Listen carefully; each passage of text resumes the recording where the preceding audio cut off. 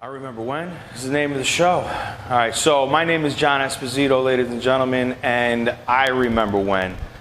It's time now. Well, it's got to start when I'm growing up. I grew up around the funeral business. My father was a funeral director. I grew up with death in my home as a business, right? So to hear a knock on your door at 2 o'clock in the morning saying, hey, you want to make a quick $60? That was nothing. The answer to that was yes, because of course I needed weed money.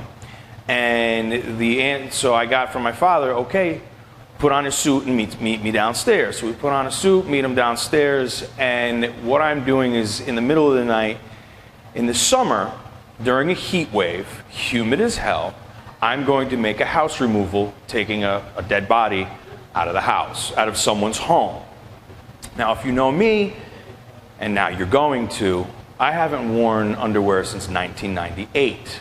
Now, when we got to the house, we assessed that the regular gurney or stretcher would not make it around the tight corners in this home, nor up the stairs.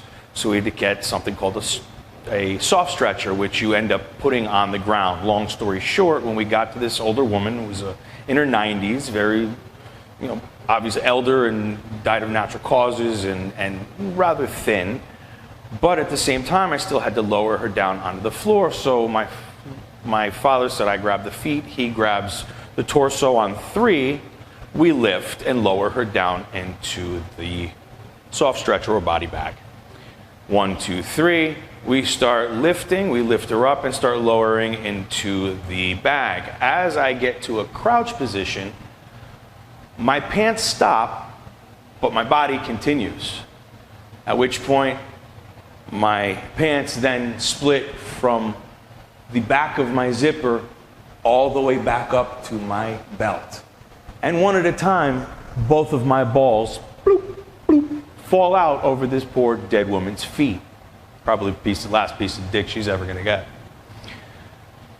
Well, I freak out, stand straight up. My father hears and understands what's happening, and I can see the little bit of blood in his lip from biting and trying not to laugh.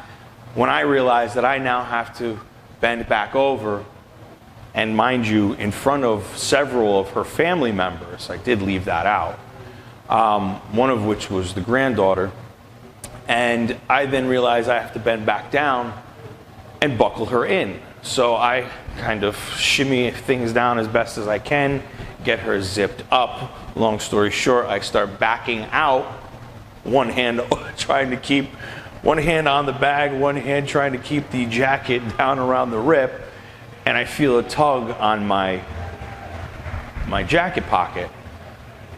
Get the old lady into the, get her into the back of the caravan, reach in my pocket, only to find a note saying, nice ass, I'm the granddaughter, give me a call. Ladies and gentlemen, that's my story, and that's when I remember when. I hope that you enjoyed the video. Please don't forget to like, share, subscribe and hit that notification bell so you will always get an alert when a new video drops.